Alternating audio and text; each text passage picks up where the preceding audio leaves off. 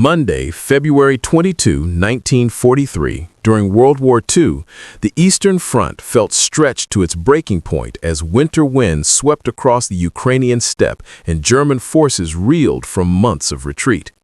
Inside a modest headquarters near Zaporizhia, General Erich von Manstein studied a wall of maps covered with grease pencil arrows, casualty figures, and intercepted Soviet reports. The German army had lost an entire field army at Stalingrad. Morale was shaken, and Berlin expected the front to hold by sheer willpower. Yet on that day, Manstein was quietly shaping a secret operational plan that would challenge existing orders and soon shock the entire German army. He understood that conventional expectations favored rigid defense, fixed lines, and heroic stands, but the reality on the ground told a different story. Soviet armored formations were advancing rapidly, often overextended, and Manstein believed that a flexible, mobile counterstroke, what he later called a backhand blow, offered the only realistic chance of survival. He revealed this idea only to a small circle of trusted staff officers, instructing them to maintain strict secrecy while he refined every movement, timing, and logistical detail. What he envisioned was not reckless improvisation, but a carefully calculated maneuver grounded in operational experience from earlier campaigns of World War II. The context around his decision was profoundly shaped by the strategic collapse following Stalingrad. Soviet armies pressed deep into Ukraine, capturing key rail lines and threatening the industrial heartland. German infantry divisions were under strength, supplies were limited, and communications with Berlin were dominated by increasingly rigid directives from Adolf Hitler. Those directives emphasized holding every position, forbidding tactical withdrawals, and equating maneuver with weakness. In this environment, Manstein's developing plan stood in open contrast to the prevailing mindset that had already contributed to catastrophic losses earlier in the winter. On Wednesday, February 24, 1943, Manstein traveled to forward command positions near Dnipropetrovsk to evaluate troop morale and terrain firsthand. Officers reported exhaustion, but also discipline and cohesion among experienced units. Panzer commanders described Soviet spearheads advancing far ahead of their own infantry and supply elements, creating gaps across the front. To Manstein, these gaps represented opportunity rather than danger. He concluded that any successful plan would demand temporary withdrawal in certain sectors to draw Soviet forces deeper, then strike at their exposed flanks with concentrated armored reserves. This conclusion, however, directly contradicted Hitler's standing instructions. When Manstein returned to headquarters and prepared his formal proposal, he presented it in detail, phase by phase, division by division, demonstrating that a deliberate feigned retreat followed by a focused counteroffensive could restore the front. He emphasized that his aim was not ambitious conquest, but restoration of an operational balance necessary for survival in World War II. His reasoning was based on reconnaissance data, weather conditions, fuel availability, and rail timetables, all aligned to create a narrow but real opportunity. The reaction from higher command circles was immediate and intense. Some officers considered the idea dangerously bold, fearing that any withdrawal would encourage panic or lead to further collapse. Others quietly admired its clarity and realism, recognizing that static defense had already failed. Reports later described how several senior figures in the German army were astonished by the proposal, both because of its daring structure and because it openly challenged existing doctrine. Manstein's plan was not simply tactical, it directly questioned the leadership culture that prioritized ideological orders over battlefield conditions. On Friday, February 26, 1943, after hours of negotiation and careful argument, Manstein finally secured conditional approval to proceed, provided he would still protect key strongpoints and avoid any perception of abandoning the front. He accepted these constraints, even though they complicated timing and movement. The secrecy surrounding the operation intensified. Orders were delivered verbally when possible, written communications were minimized, and deception measures concealed troop redeployments. Units that appeared to be withdrawing under pressure were in reality repositioning to prepare for the counterstroke. When the operation began in early March 1943, Soviet forces advanced deeper into what they believed was a collapsing front. Snow and mud slowed their supply columns, and coordination between armored and infantry units weakened. Manstein observed these developments from his headquarters with a calm, methodical focus, confirming reconnaissance reports before authorizing every movement. Then, at precisely chosen moments, German armored formations concentrated and struck the exposed Soviet flanks near Pavlograd, Krasnograd, and eventually toward Kharkov. The result stunned many within the German army who had doubted the viability of mobile counteroffensive tactics so soon after Stalingrad. Instead of disintegration, the German lines stabilized and began to regain lost ground. While the broader strategic direction of World War II still favored the Soviet Union, Manstein's operation demonstrated that disciplined maneuver rather than rigid defense could still produce local success. Officers who had initially resisted the plan now spoke of its precision and timing with respect, even as they recognized that its achievements could not fully reverse the overall strategic tide. Historically, this secret plan was not mystical or improvised. It was rooted in operational analysis, hard reality, and a deep understanding of movement warfare. It shocked the German army because it challenged both institutional habits and the centralized decision-making style that had increasingly dominated command structures. Manstein's approach highlighted the tension between strategic ideology and military pragmatism during World War II, illustrating how misaligned expectations at the highest levels could endanger entire field armies. In later historical assessments, scholars examined the operation in educational contexts as a case study in operational art, emphasizing its reliance on deception, timing, and concentration of force rather than sheer numerical superiority. They noted that its temporary success could not erase the material disadvantages the German army faced, but it revealed how agile planning could delay collapse and create tactical breathing space. For students of history, the episode provides a realistic example of how strategic thought evolves under pressure, shaped by terrain, logistics, morale, and political authority. By the end of March 1943, the front in southern Russia looked markedly different from the chaotic landscape that had existed only weeks earlier. Kharkov had been retaken, Soviet formations had been forced to regroup, and German morale, though still fragile, had partially recovered. Inside headquarters, Manstein remained analytical rather than triumphant, fully aware that long-term victory was impossible without broader strategic change. Yet he also recognized that his plan had preserved Army Group South from potential destruction during one of the most critical phases of World War II. The shock felt throughout the German army was not merely emotional, it was institutional. The operation demonstrated that localized initiative and realistic battlefield assessment could outperform rigid directives issued from afar.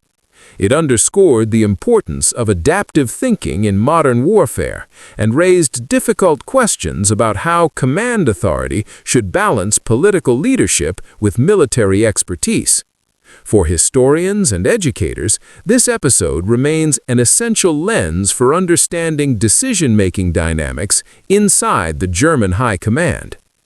In retrospect, Manstein's secret plan stands as a moment where operational insight temporarily countered strategic decline.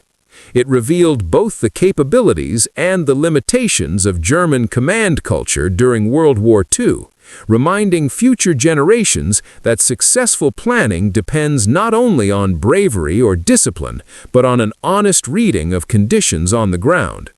Through this historically documented episode, we see how one general's controversial idea reshaped the battlefield, surprised his peers, and left a lasting mark on military history. In the months that followed, military observers across different theaters of World War II began studying the outcome of Manstein's counterstroke with renewed attention. Analysts within the German army compiled after-action reports that detailed the coordination between armored, motorized, and infantry elements, emphasizing how timing and maneuver compensated for numerical inferiority. These reports circulated through staff colleges and command schools, where officers examined each stage of the plan to understand how operational flexibility could influence larger strategic outcomes. Although the broader course of the war continued to shift against Germany, the operation became an internal reference point for what disciplined planning and local initiative could still achieve under pressure. By late 1943, as the war environment transformed again with renewed Soviet offensives and the widening impact of Allied operations in the Mediterranean and Western Europe, the earlier shock surrounding Manstein's plan took on a more reflective tone. Officers who had once viewed it as a dramatic break from convention began to discuss it as a sophisticated, though ultimately temporary solution to structural problems that could not be resolved at the operational level alone. The German army continued to face shortages in manpower, fuel, and industrial output, and these realities increasingly outweighed even the most skillfully executed battlefield maneuvers. In this sense, Manstein's plan became a historical illustration of how tactical and operational success can coexist with strategic decline in a prolonged conflict. From an educational perspective, historians later evaluated this episode to highlight the importance of critical thinking in military leadership during World War II. They emphasized that Manstein's approach grew out of careful observation, empirical assessment of the battlefield, and his willingness to confront uncomfortable truths about the condition of his forces. Rather than relying on slogans or rigid doctrine, he sought to align his decisions with terrain, weather, logistics, and enemy behavior. For students studying military history, this contrast between ideology and analysis demonstrates how sound planning requires intellectual flexibility and a readiness to adapt to rapidly changing conditions. At the same time, modern historians place this operation within a broader moral and political framework.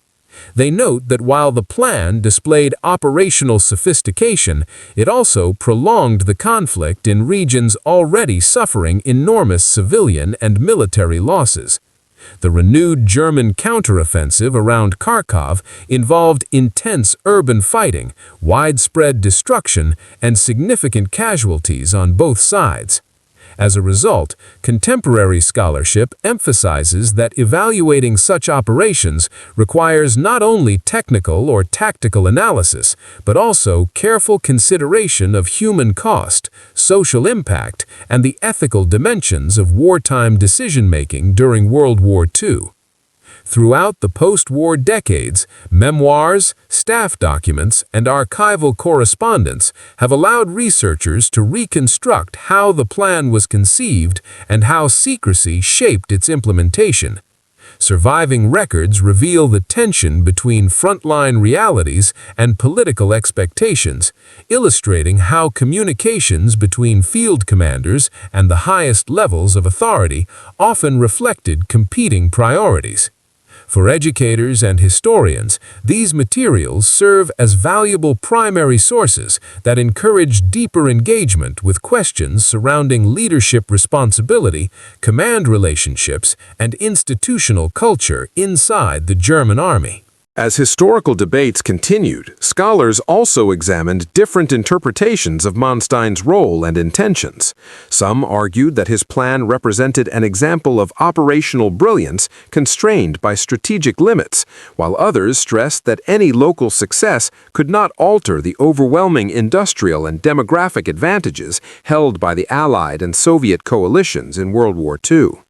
This ongoing discussion encourages students to consider how multiple factors, economic capacity, coalition dynamics, technological production, and political decision-making interact with battlefield operations to shape the final outcome of a global conflict. The legacy of the plan further illustrates how memory and interpretation evolve across generations. Early post-war narratives often focused on dramatic battlefield reversals and the personalities of senior commanders. Later academic research shifted attention toward structural analysis, logistics, and the broader social context of the war. In these newer studies, Manstein's operation is presented not as an isolated moment of surprise, but as part of a larger continuum of adaptation, improvisation, and strategic difficulty faced by the German army during the middle years of World War II. Through this expanded perspective, the episode continues to function as an instructive case study in both military history and the broader human experience of war. In the years that followed the end of World War II, military academies and staff colleges across multiple countries incorporated studies of Manstein's planning into their curricula, not as a celebration of the campaign itself, but as a technically detailed case study in operational design. In these educational settings, instructors emphasized how the plan demonstrated the complex relationship between tactical maneuver and strategic necessity. Students were encouraged to analyze how terrain, logistics, troop morale, and timing all interacted to shape outcomes on the battlefield. This approach allowed future officers to understand that even a well-executed counteroffensive exists within larger constraints, and that operational success cannot be separated from the political, economic, and industrial realities of a global conflict such as World War II. As historians continued researching archives, they found additional correspondence, planning notes, and situation maps that provided deeper insight into how secrecy and compartmentalization shaped the execution of the plan. These materials revealed how only a limited number of staff officers were fully aware of the overall intent, while subordinate formations received information gradually and in stages. For scholars, this became an example of how operational security can both protect a plan from premature exposure and create friction within units that must react quickly under tight communication windows. The episode thus became a useful teaching tool for illustrating the balance between secrecy, coordination, and trust within large military organizations. At the same time, modern historical writing has placed increasing emphasis on the human dimension of the campaign. Researchers studying diaries, letters, and personal testimonies from both sides of the front have highlighted how rapidly shifting orders and renewed offensives affected those experiencing the fighting firsthand. These accounts describe exhaustion, uncertainty, and the psychological strain of repeated redeployments under harsh winter conditions. By integrating these voices into the broader narrative, historians encourage students and viewers to recognize that operational innovation during World War II unfolded alongside immense personal hardship and sacrifice at every level of the battlefield. The shock that this plan produced within the German army also became a subject of institutional study after the war. Analysts noted how its unexpected success temporarily reinforced the belief among some officers that bold maneuver could still reverse strategic decline. However, later assessments made clear that the operation only delayed broader structural challenges rather than resolving them. Fuel shortages, transportation breakdowns, attrition, and the expanding strength of opposing forces steadily limited any opportunity for sustained recovery. This contrast between short-term success and long-term inevitability formed an important lesson for military education, that operational brilliance cannot permanently compensate for deficits in industrial capacity and coalition strength during a war on the scale of World War II. Over time, different schools of historical interpretation emerged around Manstein's planning. Some scholars framed it as an example of adaptive command thinking under pressure, while others emphasized the danger of viewing localized success in isolation from the wider moral and strategic context of the conflict. These debates encouraged more nuanced analysis, where the plan was neither dismissed as irrelevant nor elevated beyond its actual impact.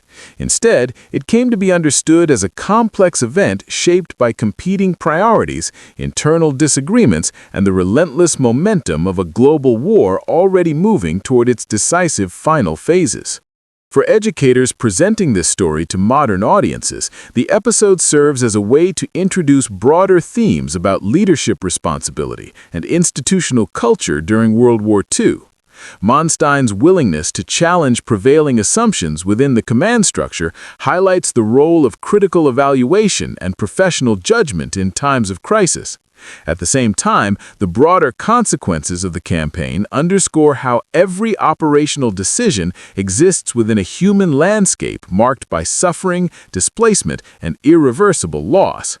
This combination of analytical and ethical reflection allows the story to function as both a military study and a reminder of the human realities that accompany strategic decision-making in wartime. As historical research continues to evolve, newly accessible archives and comparative studies between different fronts of World War II help place this operation within an even wider context. Scholars now explore how similar debates about defense, maneuver, and counteroffensive strategy unfolded in other regions and among other armies, revealing shared challenges across national and ideological lines. Through this expanded lens, the plan is no longer seen only as a singular moment of internal shock within the German army, but as part of a broader global pattern in which military institutions confronted the tension between doctrine, reality, and rapidly changing battlefield conditions. In this way, the legacy of the secret plan that shocked the entire German army continues to extend beyond its immediate battlefield results. It stands as a reminder that history is not shaped solely by dramatic victories or catastrophic defeats, but also by moments of unexpected adaptation, internal debate, and strategic reevaluation. Through careful study, it offers insights into how leaders interpret risk, respond to crisis, and navigate the narrow space between innovation and inevitability during one of the most consequential conflicts in human history, World War II. In the decades after World War II, the operation increasingly became a subject of comparative analysis among historians who sought to evaluate it alongside other major counteroffensive efforts of the war. By placing Manstein's plan in conversation with operations conducted by Allied and Soviet commanders, researchers highlighted both similarities and contrasts in planning philosophy, doctrinal flexibility, and command culture. These studies revealed that while different armies employed distinct operational traditions, they all faced the recurring challenge of adapting theory to the unpredictable environment of real battlefield conditions.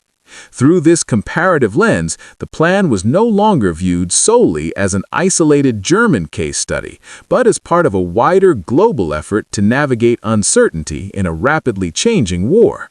At the same time, scholars examining the intellectual history of military thought traced how the lessons associated with the plan influenced post-war doctrine and professional debate.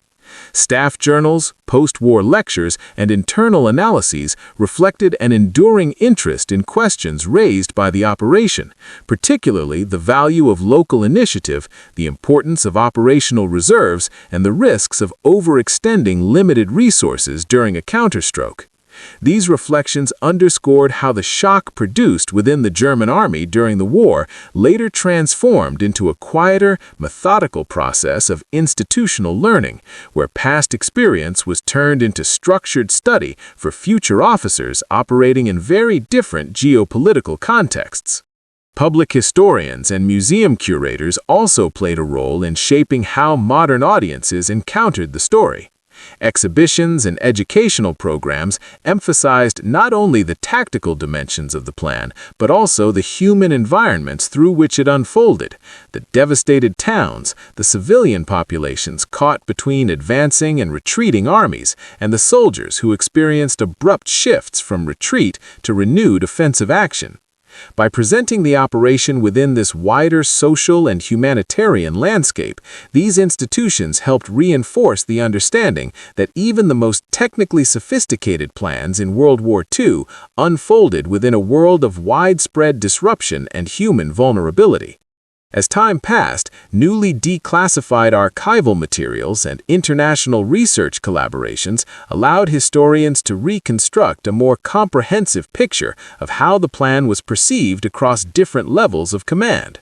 Memoirs from officers, internal critiques written after the campaign, and post-war interviews revealed a spectrum of responses, ranging from admiration for its precision to skepticism about its sustainability.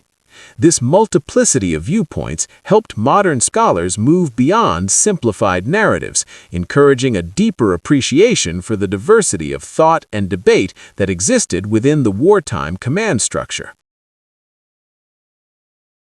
This richer body of evidence also allowed historians to examine how memory and hindsight shaped later interpretations.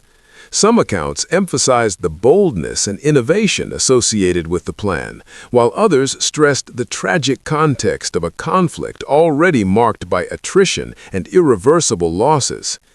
By comparing wartime documentation with retrospective narratives, researchers demonstrated how perceptions of the operation evolved over time, influenced by changing political climates, academic frameworks, and shifting ethical perspectives on the wider war. For students and viewers encountering this story through an educational lens, the enduring discussion surrounding the plan highlights a central truth about the study of World War II, that historical understanding is a dynamic process, continually refined through new evidence, broader perspectives, and deeper engagement with the human realities behind strategic decisions. The episode illustrates how a single moment of operational surprise can become, over time, a focal point for reflection on leadership, responsibility, institutional culture, and the complex intersection between innovation and limitation in modern warfare. In this continuing exploration, the legacy of the plan that once shocked the German army remains not only a subject of military analysis, but also a lens through which to examine how societies interpret their past, and how the lessons of World War II continue to inform conversations about strategy, ethics, and the profound human consequences of decisions made in times of war.